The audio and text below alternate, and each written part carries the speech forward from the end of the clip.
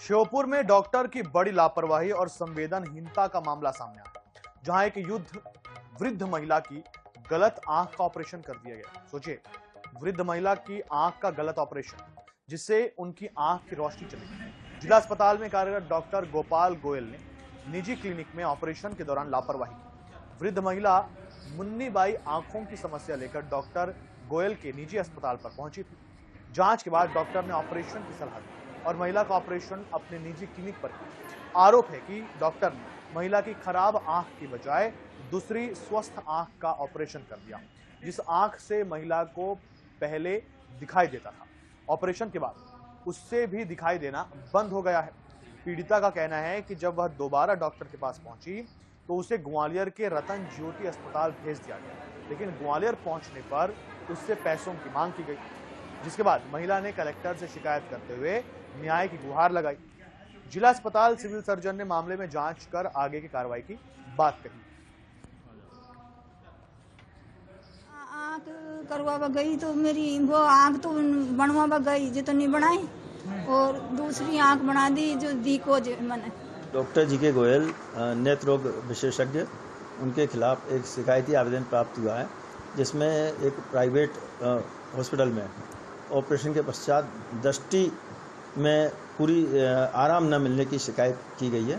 तो हम इस चीज़ का पूरा परीक्षण कराएंगे और जो भी विधिवत विधि सम्मत कार्रवाई होगी उसको सुनिश्चित कराएंगे। देश और मध्य प्रदेश में स्वच्छता सर्वेक्षण की रैंकिंग में ग्वालियर लगातार पिछड़ता जा रहा है। शहर की सफाई व्यवस्था पर सवाल खड़े हो रहे हैं। सड़कों पर कचरा पड़ा रहता है। नालियों से निकला गंदा मलबा भी समय पर नहीं उठाया जाता, जिससे हालात बदतर बने हुए हैं। इसी को देखते हुए नगर निगम ने अब स्वच्छता संवाद अभियान शुरू किया है। शहर के 66 वार्डों में कार्यक्रम आयोजित कर लोगों को जागरूक किया जा रहा है। चेतकपुरी और माधव नगर जैसे इलाकों में मंच लगाकर जनप्रतिनिधि और अधिकारी लोगों से स्वच्छता में सहयोग की अपील कर रहे हैं। कार्यक्रम में नागरिकों को कचरा अलग करने और साफ सफाई में भागीदारी की शपथ भी दिलाई जा रही है। लेकिन सवाल ये उठ रहा है कि केवल जागरूकता से काम नहीं चलेगा। नगर निगम को जमीनी स्तर पर सफाई व्यवस्था मजबूत करनी होगी। लोगों का कहना है कि जब तक सड़कों के कचरा समय पर नहीं उठेगा और नालियों की सफाई के बाद मलबा नहीं हटेगा, तब तक स्वच्छता अभियान अधूरा रहेगा। ऐसे में शहर को स्वच्छ बनाने के लिए जनता के साथ साथ नगर निगम की जिम्मेदारी भी उतनी ही जरूरी मानी जा रही है। जो भी हमारे अतिथि हैं,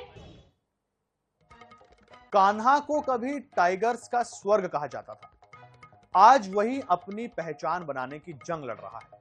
लगातार हो रही मौतों ने इस विश्व प्रसिद्ध रिजर्व की छवि को गहरी चोट पहुंचाई। दरअसल कभी भूख मिटाने के लिए जंग, तो कभी क्षेत्रीय वर्चस्व की जंग, तो कभी प्यार की जंग। आखिर ये जंग जंगल की जंग है। कान्हा नेशनल पार्क में बाघों के बीच अक्सर जंग की खबरें मिलती रहती हैं। बाघों के और मौत की खबर सुनकर बाघ प्रेमी बेहद दुखी हो जाते हैं। आपसी लड़ाई और भूख प्यास से मौजूदा समय में एक ही कुनबे से 4 शावक और 1 बाघिन की मौत हो चुकी है। इसके अलावा जत्ता बीट में भी 1 बाघ की मौत हुई है। देखें तो बीते 9 दिनों में कुल 6 बाघों की मौत हो चुकी है। इनके पीछे विभाग ने फेफड़ों में संक्रमण का कारण बताया है। आंकड़ों पर बात करें तो कान्हा नेशनल पार्क में 9 माह में ही 12 बाघों की मौत हो चुकी है। 21 अप्रैल को अमाही नाला के पास 16 माह के एक नर बाघ शावक का शव बरामद हुआ। पोस्टमार्टम में शावक का पेट पूरी तरह खाली था, जिससे भूख से मौत की आशंका जताई गई। इसके 2 दिन बाद 23 अप्रैल को एक अन्य नर शावक की मौत की खबर सामने आई। इसके बाद तीसरे मादा शावक का शव भी बरामद हुआ। लगातार 3 शावकों की मौत के बाद वन विभाग की चिंता बढ़ गई।